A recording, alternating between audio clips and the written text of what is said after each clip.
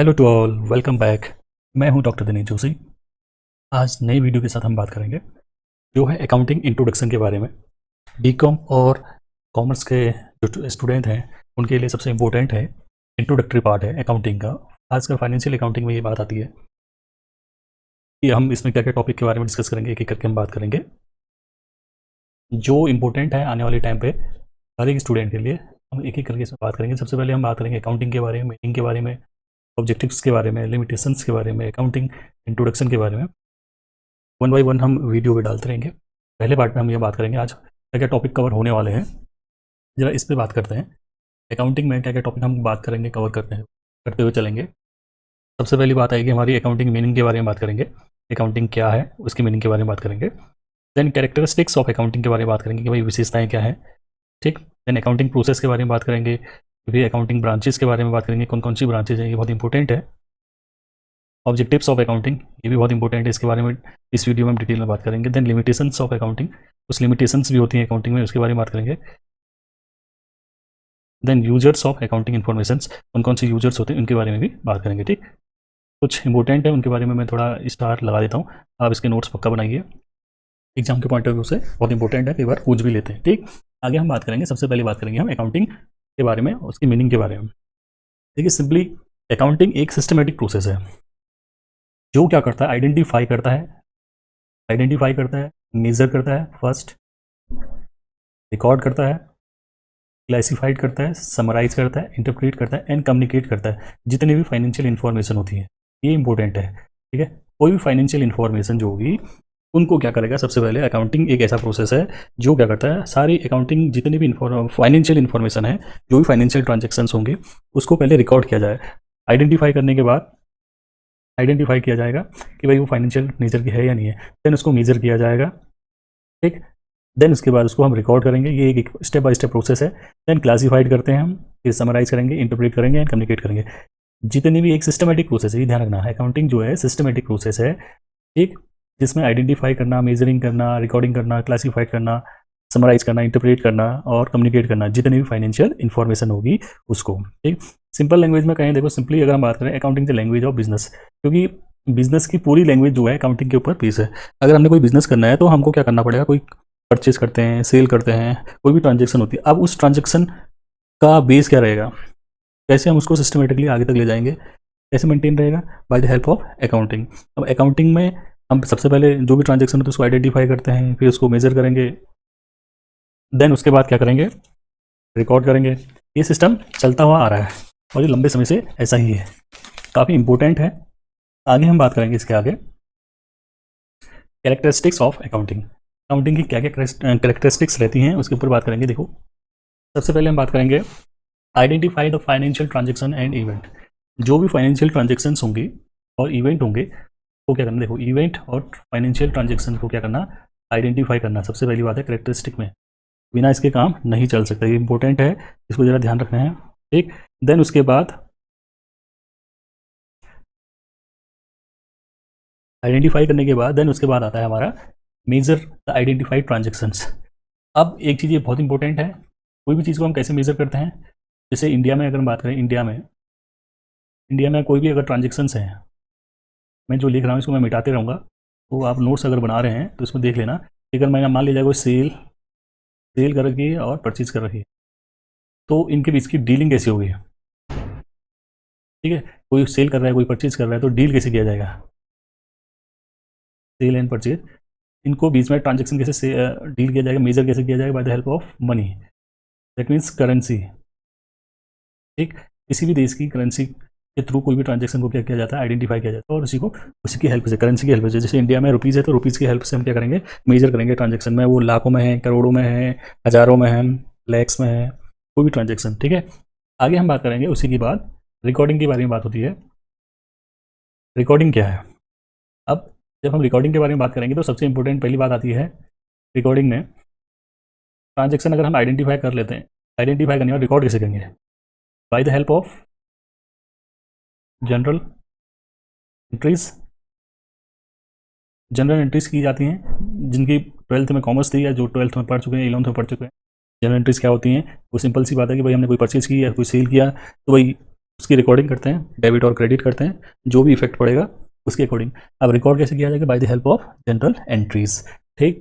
Then next point आता है हमारा क्या? क्लासीफाई। क्लासीफाई कोई भी चीज़ को कैसे करते हैं, देखो मैंने क्लास में भी बताया था, वैसे ही बता देता हूँ। By the help of ledger. Classify कैसे करेंगे हम? By the help of ledger account. जब हम कोई भी लेजर अकाउंट बनाते हैं,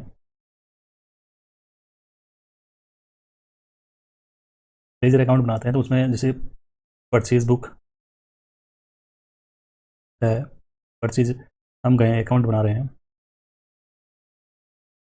purchase account, sales account, cash account, कई चीज़ें हो सकती है। इसका मतलब है हम कोई भी ट्रांजेक्शन को क्लासीफाइड करेंगे उसके नेचर के अकॉर्डिंग। परचेज हो रही है, सेल हो रही है, कैश हो रही है, ठीक है, या पर्टिकुलर पर्सन के नेम पे है तो वो आएगा।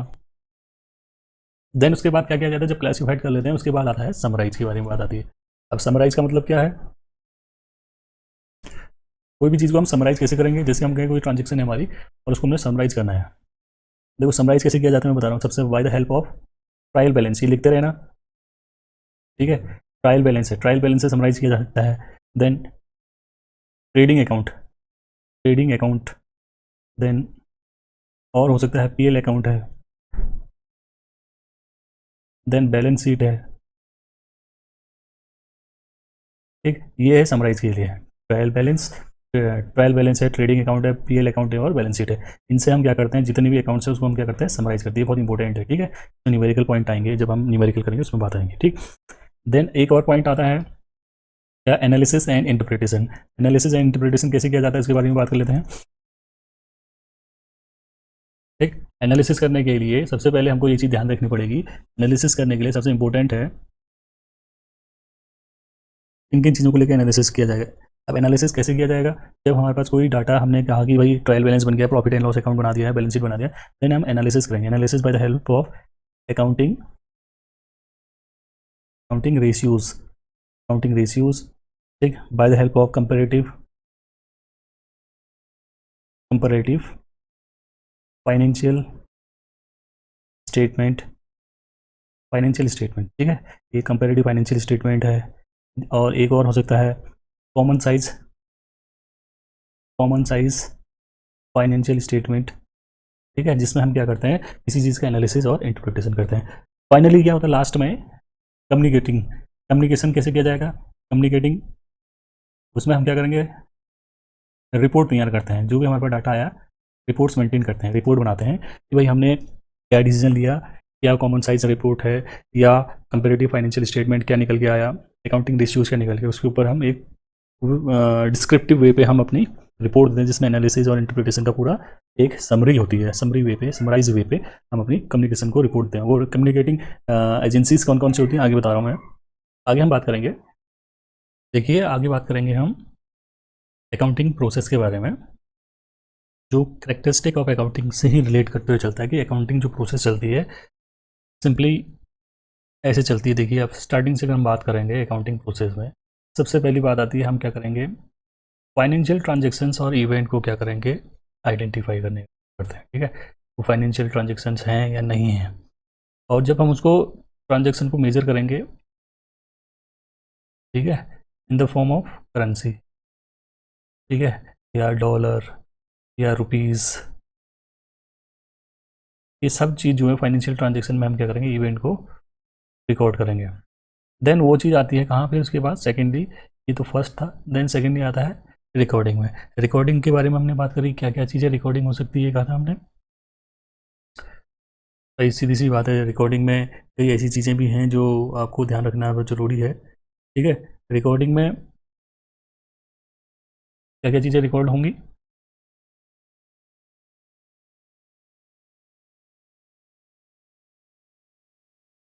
रिकॉर्डिंग में जनरल एंट्रीज़ में क्या क्या चीज़ें हम रिकॉर्ड करेंगे? जब जनरल एंट्रीज रिकॉर्ड हो जाएंगी उसके बाद सेल्स की, सेल्स बुक बनाई जाएगी, देन परचेज बुक बनाई जाएगी, कैश बुक बनाई जाएगी, सेल्स रिटर्न बुक बनाई जाएगी, परचेज रिटर्न बुक बनाई जाएगी, ठीक। बिल्स पेबल बुक होती है, बिल्स रिसीवेबल बुक होती है, कई चीज़ें जनरल बुक और जो हम जनरल रिकॉर्डिंग करते हैं उनके एक लेजर मेंटेन किए जाते हैं। अब उन लेजर्स को हम क्या करेंगे? थर्डली एक प्रोसेस होगी जो हम क्या करेंगे? क्लासीफाइड करेंगे इन पोस्टिंग इनटू लेजर्स। अब ये जो हमने क्लासीफाइड किया है, ये जो हमने बात करी है, इनको हमने जब क्लासीफाइड किया, क्लासीफाइड करने के बाद सेल्स का सेल्स में, परचेज का परचेज में, कैश का कैश में, तो हम उनको लेजर पे पोस्ट करते हैं। पोस्ट करने के बाद हम क्या करते हैं, जब हमारे पास पर्टिकुलरली कोई भी चीज़ का इंफॉर्मेशन और जितने भी ट्रांजेक्शन हैं उनकी रिकॉर्डिंग और एक प्रॉपरली पोस्टिंग हो जाती है, लेजर मेंटेन हो जाते हैं, देन उसके बाद हम क्या करते हैं, उन चीज़ को समराइज वे पे, ये थर्डली हो गई, फोर्थ पॉइंट में क्या है, समराइज करते हैं in the form of trial balance. Trial balance बनाया जाता है और ट्रेडिंग एंड पीएल अकाउंट बनाया जाता है और बैलेंस शीट बनाई जाती है। ठीक, जब हम क्लासीफाइड करते हैं ऐसे पोस्टिंग इनटू लेजर अकाउंट में पोस्ट करते हैं, उसके बाद हम क्या बनाएंगे, धीरे धीरे हर एक चीज़ का ट्रायल बैलेंस बनाते हुए, देन उसका trading, then PL account, profit and loss account, then balance sheet बनाते हैं। ये तो है समराइजिंग कंडीशन में, जब समराइज करते हैं अकाउंटिंग प्रोसेस में। देन उसके बाद फिफ्थ कंडीशन क्या आती है, फिफ्थ वाली, interpretation and analysis and interpretation. अब हमने जब बात करी एनालिसिस एंड इंटरप्रिटेशन की, थोड़ी देर पहले हमने बात करी थी, क्या बात करी थी, कैसे होता है इंटरप्रिटेशन, अकाउंटिंग रेशियोज को लेके, अकाउंटिंग रेशियोज को लेके, ठीक है, और कंपेरेटिव फाइनेंशियल स्टेटमेंट है या common size balance financial statement है, ठीक है, इसके थ्रू हम क्या करते हैं, एनालिसिस करते हैं और इंटरप्रिटेशन करते हैं। एक चीज़ याद रखना, एनालिसिस और इंटरप्रिटेशन में कई बार एग्जाम में पूछा भी जाता है, मैं क्लास में भी पूछता हूँ, और कई बार हम इंटरव्यू लेते हैं या जिससे हम वाइवा लेते हैं, एक्सटर्नल वाइवा, और कई बार इंटरव्यू लेने जाते हैं, तो उसमें हम ये बात पक्का पूछते हैं कि what do you mean by, what is the main difference between the interpretation and analysis. तो इंटरप्रिटेशन एंड एनालिसिस के बीच में आपको डिफरेंस आना चाहिए। ठीक, देन एक फाइनली जो हम बात करेंगे वो है आपका कम्युनिकेटिंग टू यूज़र्स। अब यूज़र्स को कम्युनिकेट करना in the form of report, report के थ्रू आप क्या कम्युनिकेट करेंगे। अब यूज़र्स क्या कौन होते हैं, इसके ऊपर भी बात करेंगे हम अभी थोड़ी देर बाद, इसके बारे में बात होने वाली है। और जितने भी स्टूडेंट ये देख रहे हैं, इस डायग्राम को पक्का आप एग्जाम के पॉइंट ऑफ व्यू से अगर ये क्वेश्चन आता है तो इस डायग्राम को पक्का बनाइए, ये बहुत इंपॉर्टेंट है। तो कई बार पूछते हैं, अगर आप इसको ऐसे प्रेजेंटिव वे पे बनाएंगे तो शायद आपके मार्क्स ज़्यादा अच्छा आएंगे। ठीक, branches of accounting, branches of accounting में बात करेंगे, सबसे इंपॉर्टेंट है कौन कौन से ब्रांचेज हैं जो फाइनेंशियल अकाउंटिंग में बहुत इंपॉर्टेंट है। देखिए, अकाउंटिंग में तो मेन जो इंपॉर्टेंट है, तीन प्रकार की ब्रांचेज हैं। एक तो फाइनेंशियल अकाउंटिंग जो आप पढ़ रहे हैं अभी, ठीक है, सेकंड आता है कॉस्ट अकाउंटिंग, और थर्ड आता है मैनेजमेंट अकाउंटिंग। ठीक, तीन प्रकार की अकाउंटिंग है जो ब्रांचेज ऑफ अकाउंटिंग की कैटेगरी में डाली जाती है। ठीक, ये आगे हम और बात करेंगे।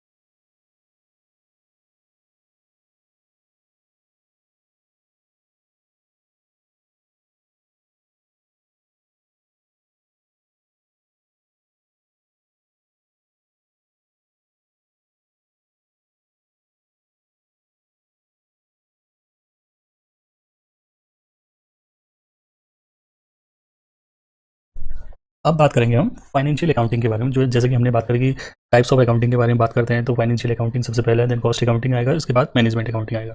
ठीक, मैक्सिमम केसेज में फाइनेंशियल अकाउंटिंग फर्स्ट ईयर के स्टूडेंट ही पढ़ते हैं, then cost accounting second year पे होती है, और मैनेजमेंट अकाउंटिंग फाइनल ईयर पे पढ़ाया जाता है।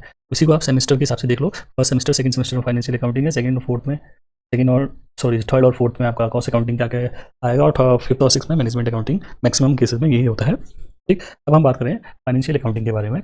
देखिए, फाइनेंशियल अकाउंटिंग की एक ब्रांच है जो सबसे इंपॉर्टेंट भी है, जिसमें फाइनेंशियल ट्रांजेक्शन्स को क्या किया जाता है, फाइनेंशियल ट्रांजेक्शन को और इवेंट्स को क्या किया जाता है, रिकॉर्ड किया जाता है, रिकॉर्डिंग ऑफ फाइनेंशियल ट्रांजेक्शन्स और इवेंट्स। ठीक है, इसके बाद समराइज किया जाता है, इंटरप्रेट किया जाता है, बाद में फाइनली कम्युनिकेट किया जाता है, जो भी रिजल्ट आएगा इसको यूजर्स को, यूजर्स कौन होते हैं, एक होते हैं इंटरनल, ठीक है, अभी बताने वाला थोड़ी देर बाद, और एक होता है एक्सटर्नल, इसके बारे में बात करेंगे थोड़ी देर बाद।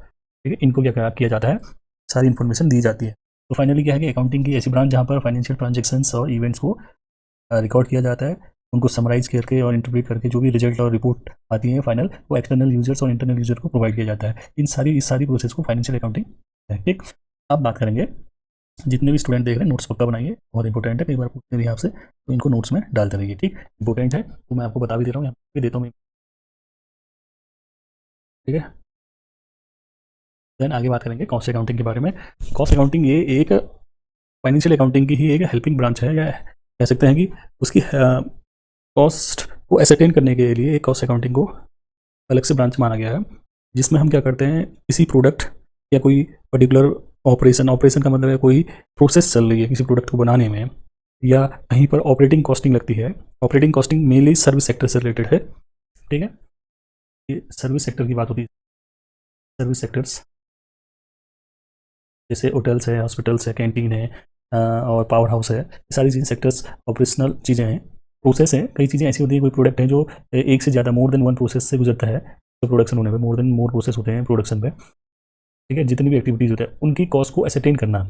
अब और जिससे क्या होगा, और जिसका मेन ऑब्जेक्टिव होता है कॉस्ट को कंट्रोल करना ना, और रिड्यूसिंग कॉस्ट को रिड्यूस करना और कंट्रोल करना।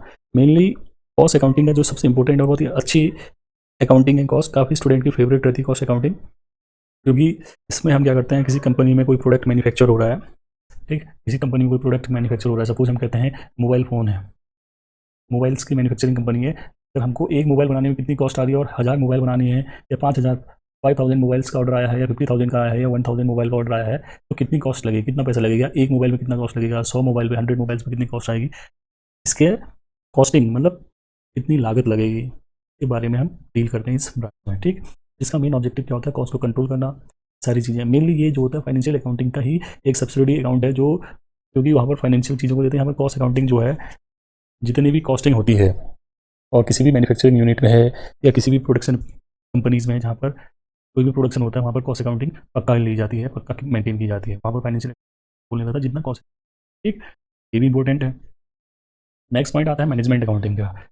इसका मेन इन्फॉर्मेशन जो होता है जनरेट करना होता है, इन्फॉर्मेशन को जनरेट करना होता है, जिससे मैनेजमेंट को डिसीजन मेकिंग में हेल्पफुल हो सके। It is a branch of accounting concern with generating information. भाई ये इंपॉर्टेंट है, जनरेटिंग इन्फॉर्मेशन को जनरेट करने के लिए, जिससे मैनेजमेंट को हेल्प हो सके किन चीज़ों के लिए, डिसीजन मेकिंग के लिए। ये ध्यान रखना, अगर आपको टॉप लेवल के जो ऑफिसर्स होते हैं, टॉप लेवल के सीईओज हैं या मैनेजर्स हैं, उनको अगर कोई डिसीजन लेना है, तो मैनेजमेंट अकाउंटिंग का बहुत इंपॉर्टेंट रोल रहता है। जैसे इसमें प्रॉफिट प्रॉफिट एंड लॉस है, या इक्विटी रेशियोज़ हैं,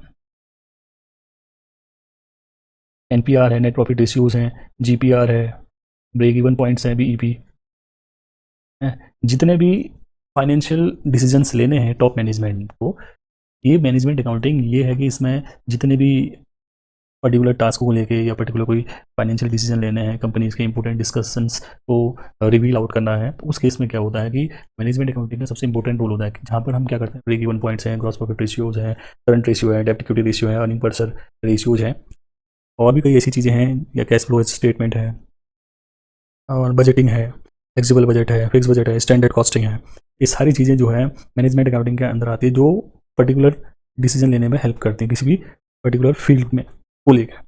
इनका कौन लेगा इसका डिसीजन, टॉप मैनेजमेंट, कंपनीज के सीईओज और टॉप मैनेजर्स वो लेते हैं। ठीक है, तो इसका फाइनल क्या हुआ कि ये एक ऐसी ब्रांच ऑफ नॉलेज है, जहाँ ब्रांच ऑफ अकाउंटिंग है, जो इन्फॉर्मेशन को जनरेट करती है, जिसका मेन हेल्प क्या होता है, जिसका मेन ऑब्जेक्टिव क्या होता है, डिसीजन मेकिंग में हेल्पफुल हो सके। ठीक, बात करेंगे आगे ऑब्जेक्टिव्स ऑफ अकाउंटिंग। बहुत बार पूछा जाता है, अच्छा है, ये क्वेश्चन कई बार आता है एग्जाम के पॉइंट ऑफ व्यू से, इसको आप एग्जाम के पॉइंट ऑफ व्यू से पक्का पढ़िए। ठीक है, ये इंपॉर्टेंट है। ठीक है, सबसे पहले बात मेंटेनेंस ऑफ अकाउंटिंग रिकॉर्ड। भाई अकाउंटिंग रिकॉर्ड को मेंटेन करना इसका काम होता है अकाउंटिंग का। ठीक है, मेंटेनिंग है। Determining profit and loss, PL account कैसे डिटरमाइन करेंगे इसको, इसका ऑब्जेक्टिव है अकाउंटिंग। भाई अकाउंट में जितना भी प्रॉफिट आएगा, लॉस आएगा, ये तो बहुत जरूरी है, तभी डिसाइड कर पाएंगे कि हमने फ्यूचर प्लान करनी क्या है करके। फाइनेंशियल पोजीशन कैसे पता चलेगी, बैलेंस शीट से। ठीक है, बैलेंस शीट हेल्पफुल होती है डिटरमाइन। अब जब हम अकाउंटिंग को फॉलो करेंगे, तभी तो फाइनेंशियल पोजीशन पता चल पाएगी, हमारे एसेट्स कितने हैं, लाइबिलिटीज़ कितनी हैं। ठीक है, ये सारी चीज़ें कहाँ से पता चलेगी, फाइनेंशियल पोजीशन से। देन फैसिलिटेट मैनेजमेंट को फैसिलिटेट करता है in the form of decision making है, डिसीजन मेकिंग। ठीक है, कॉस्ट रिडक्शन है ना, या कोई और भी कोई डिसीजन लेना है, वो किसी भी रिगार्डिंग हो सकता है, मार्केटिंग को लेकर है, प्रोडक्शन को लेकर है, फाइनेंशियल को लेके है, किसी भी एस्पेक्ट में अगर आपके फैसिलिट मैनेजमेंट को क्या करते हैं, फैसिलिटेट करती हैं। जब आपके पास अकाउंटिंग इन्फॉर्मेशन होगी, अपने डिसीजंस को आप प्रॉपर्ली क्या टाइमली ले सकते हैं। देन नेक्स्ट पॉइंट है providing accounting information to users. अब यूजर्स कौन कौन थे, अभी मैंने थोड़ी देर पहले बताया है, अभी आने वाला है। दो प्रकार के यूजर, इंटरनल और एक्सटर्नल, एक्सटर्नल यूजर्स और इंटरनल यूजर्स। ठीक है, उनको इन्फॉर्मेशन प्रोवाइड करने का काम, उनको अकाउंटिंग इन्फॉर्मेशन प्रोवाइड करने का काम किसका है, अकाउंटिंग को, अकाउंट यूजर्स को, एक्सटर्नल यूजर और इंटरनल यूजर्स को इन्फॉर्मेशन प्रोवाइड करने का काम भी अकाउंटिंग का है। Then protection business assets, protecting business assets, business की एसेट्स को प्रोटेक्ट करना। दैट मीन्स अगर आप प्रॉपर्ली अकाउंट मेंटेन करते हैं, कोई भी चीज़ प्रॉपर्ली मेंटेन होगी तो बिजनेस को सिक्योर रखने में बहुत इंपॉर्टेंट रोल प्ले करता है। इसका मतलब है अकाउंटिंग आपको, अगर आपको बिजनेस को लंबा चलाना है तो प्रोटेक्ट करना है तो अकाउंटिंग को मेंटेन करना ही पड़ेगा। ठीक है, जैसे अगर अभी गवर्नमेंट ने जीएसटी अप्लाई कर रखा है तो जीएसटी का जो अप्लाई नहीं करेगा उसको पनिशमेंट होता है या वो फाइन पड़ता है। दैट मीन्स सभी के लिए मैंडेटरी जो बिजनेस हाउसेज हैं उसमें गवर्नमेंट की टर्म्स एंड कंडीशंस हैं, इसको जीएसटी रिटर्न भरना है। सेम इनकम टैक्स के रिगार्डिंग भी है, इनकम टैक्स के लिए भी स्लैब है, टैक्स रेट्स हैं। आगे हम बात करेंगे लिमिटेशंस ऑफ अकाउंटिंग। लिमिटेशंस में क्या क्या चीज़ें आएंगी ये तो देख लेते हैं।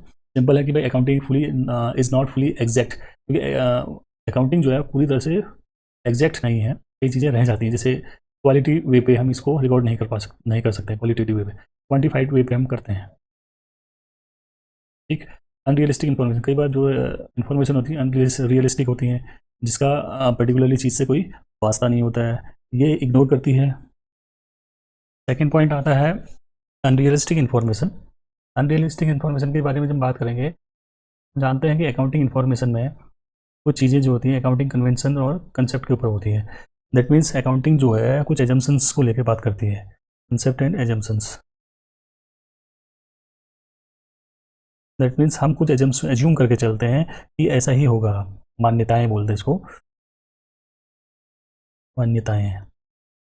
भाई कोई चीज़ अगर पहले से चली आ रही है तो वही मान के चलेंगे, तो ये हुआ अनरियलिस्टिक वे पे हम कोई इन्फॉर्मेशन को गैदर कर रहे हैं। ठीक, थर्डली है, थर्ड पार्ट है it ignores the effect of price level changes. Price level changes में ये इफेक्ट करता है। जैसे मान लिया जाए हम क्या करते हैं, अकाउंटिंग रिकॉर्ड्स जो होते हैं, ये आगे आप पढ़ेंगे, वो हिस्टोरिकल कॉस्ट पे, ये क्या होता है, रिकॉर्डिंग की जाती है हिस्टोरिकल कॉस्ट पे।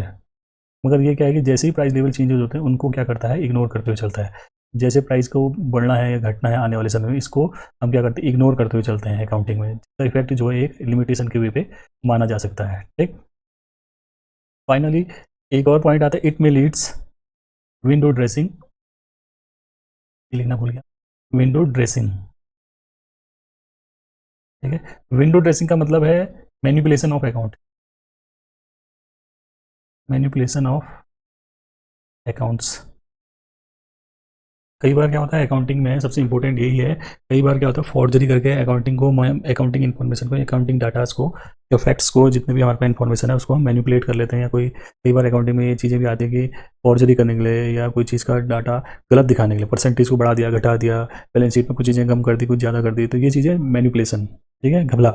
तो उस केस में क्या होता है, ये एक विंडो ड्रेसिंग को क्या करती है, बढ़ावा देती है, जो एक लिमिटेशन का पार्ट माना जा सकता है। ठीक है, आगे हम बात करेंगे यूजर्स ऑफ अकाउंटिंग इन्फॉर्मेशन। ठीक है, ये मैं आपसे पहले भी कह रहा था कि अभी इसी वीडियो में हमने कहा है कि यूजर्स कितने प्रकार के होते हैं। देखिए अकाउंटिंग यूजर्स जो है अकाउंटिंग इन्फॉर्मेशन में, सबसे पहली बात करेंगे जब हम इंटरनल यूजर्स के बारे में बात करेंगे, एक तो ये याद रखना, इंटरनल यूजर्स कौन कौन से हैं, ओनर है, कंपनी का मालिक, मैनेजमेंट जो काम करेंगे, और एम्प्लॉय उसमें काम करने वाले। ठीक है, मैनेजमेंट का काम है डिसीजन लेना, ओनर तो हर एक चीज़ के बारे में जानकारी लेता है, क्योंकि जो भी अकाउंटिंग इन्फॉर्मेशन आएगी in the form of profit and loss, ठीक है, balance sheet, ratios, current position in the market, owner को इसकी जानकारी जरूरी है जानना, मैनेजर्स को और टॉप लेवल सीईओज को जानना जरूरी, ताकि वो डिसीजन मेकिंग कर सकें। एम्प्लॉयज़ को भी जानना जरूरी है, क्योंकि उससे उनकी सैलरी हाइक, सैलरी है या इंक्रीमेंट है, जो भी होगा ये कितना एक्सपेक्ट कर सकते हैं, या कितना बढ़ेगा कितना घटेगा, कंपनीज़ में कितने एम्प्लॉयज़ आएंगे कितने एम्प्लॉयज़ नहीं रहेंगे, ये सारी चीज़ों के बारे में कंपनीज़ के अकाउंटिंग इन्फॉर्मेशन के थ्रू इंटरनल यूजर जान सकते हैं। तीन प्रकार के होते हैं, और भी हो सकते हैं, मगर मेनली यही हैं तीन। बात करेंगे एक्सटर्नल यूजर्स के बारे में। एक्सटर्नल यूजर्स कौन कौन से होते हैं, जो एक्सटर्नल पार्टीज़ के तौर पे होते हैं। ये सेकंड हो गए यूजर्स के, उसमें बैंक्स, फाइनेंशियल इंस्टीट्यूशंस, क्योंकि बैंक जो प्रोवाइड करते हैं क्या, मनी प्रोवाइड करते हैं इनको, कंपनीज़ को जो क्या करते हैं, हु मेंटेन अकाउंट्स, कंपनी अब जो अकाउंट मेंटेन करते हैं, कंपनी बैंक से पैसा लेती है, तो कंपनीज की प्रॉपर पोजीशन जानने के लिए एक्सटर्नल यूजर्स के तौर पे बैंक को हमेशा कंपनीज की फाइनेंशियल पोजीशन जानना बहुत ज़रूरी है। ठीक है, तभी बैंक अपने लोन को रिकवर कर सकता है, बैंक रिकवरी कर सकता है। ठीक है, क्रेडिटर्स हैं जो पैसा लगाते हैं, देन इन्वेस्टर्स हैं जो पैसा इन्वेस्ट कर रहे हैं in the form of shares, company के शेयर्स खरीद रहे हैं या डिवेंचर खरीद रहे हैं। ठीक है, डिवेंचर्स खरीद रहे हैं, तो इन्वेस्टर्स की भी बहुत इंपॉर्टेंट रोल होता है कि भाई कंपनीज के प्रॉफिट एंड लॉस अकाउंट देखें, profit and loss PL account देखें, बैलेंस शीट देखें, रेशियोज देखें उनके। ठीक है, क्या रेशियोज है कंपनी की, क्या बैलेंस शीट है, फाइनेंशियल पोजीशन चेक करने के बाद, या प्रॉफिट में चल रही है कंपनी या लॉस में चल रही है, सारी चीज़ें जानने के बाद ही वो डिसीजन ले सकता है। और government and it's authorities, government भी है, अथॉरिटीज़ हैं, और कई अथॉरिटीज़ हैं जो क्या करते हैं, गवर्नमेंट पॉलिसी मेकर्स होती है, गवर्नमेंट ने कितना टैक्स रेट लगाना है, टैक्स रेट लगाने क्लासेस में ऑलरेडी डिस्कस कर चुका हूँ, कितनी सब्सिडीज़ देनी है कंपनीज़ को। ठीक है, इसके बारे में डिस्कस कर सकते हैं। कंपनीज़ के बारे में जब इन्फॉर्मेशन होगी गवर्नमेंट के पास कि इस पर्टिकुलर कंपनी कितना रोजगार दे रही है किसी भी पर्टिकुलर रीजन पे, तो कंपनीज़ को उसी बेस पे क्या होता है, रिबेट मिलती हैं, उतनी छूटें भी मिलती हैं, और टैक्सेशन में रिलैक्सेशन भी मिलता है। ठीक, ये तो रहा आज का वीडियो। इसमें कई चीज़ें हमने बात करी, यूजर्स के बारे में, इंटरनल यूजर्स के बारे में, लिमिटेशंस ऑफ अकाउंटिंग के बारे में, ऑब्जेक्टिव्स क्या क्या हो सकते हैं, ये 5 से 7 हैं, बहुत इंपॉर्टेंट एग्जाम के पॉइंट ऑफ व्यू से। मैनेजमेंट अकाउंटिंग क्या है, कॉस्ट अकाउंटिंग क्या है, फाइनेंशियल अकाउंटिंग क्या है, branches of accounting, accounting process ये बहुत इंपॉर्टेंट है। इसमें मैंने बहुत अच्छी तरह आपको बताया कि भाई कैसे प्रोसेस चलता है, और ये डायग्राम बना लेना आप लोग, देख लें। करेक्टरिस्टिक्स ऑफ अकाउंटिंग, क्या क्या करेक्टरिस्टिक्स रहती हैं, विशेषताएं रहती हैं अकाउंटिंग में, ये बहुत इंपॉर्टेंट है। अकाउंटिंग की मीनिंग क्या है उसके बारे में और हमने ये पूरे सारे टॉपिक्स को कवर करते हुए पूरा वीडियो हमने आज कवर कर लिया। ठीक, अभी कोई भी अगर डाउट होते हैं तो आप मेरे कमेंट बॉक्स पे, इस वीडियो के कमेंट बॉक्स में अपनी क्वेरीज को डाल सकते हैं, और मिलते हैं नेक्स्ट वीडियो में। तब तक के लिए thank you for watching, keep watching. ठीक, ये मेरा इंस्टाग्राम आईडी है, आप चाहें तो इसमें कर सकते हैं। हाँ, एक चीज़ इंपॉर्टेंट है कि सब्सक्राइब कर लीजिए, सब्सक्राइब दिस चैनल। ठीक, इससे क्या होगा, जितने भी अपडेट्स आएंगे रिगार्डिंग योर एग्जामिनेशन कंपटीशन और your topics as a student of commerce, you have a need of this one, तो मैं अपने पूरे चैनल में यहाँ डालते रहता हूँ। अगर कोई भी डाउट होगा तो आप मेरे कॉन्टैक्ट नंबर पे भी आप मुझे व्हाट्सअप कर सकते हैं। ठीक, 8755086022। तो till then keep watching, have a nice day, bye.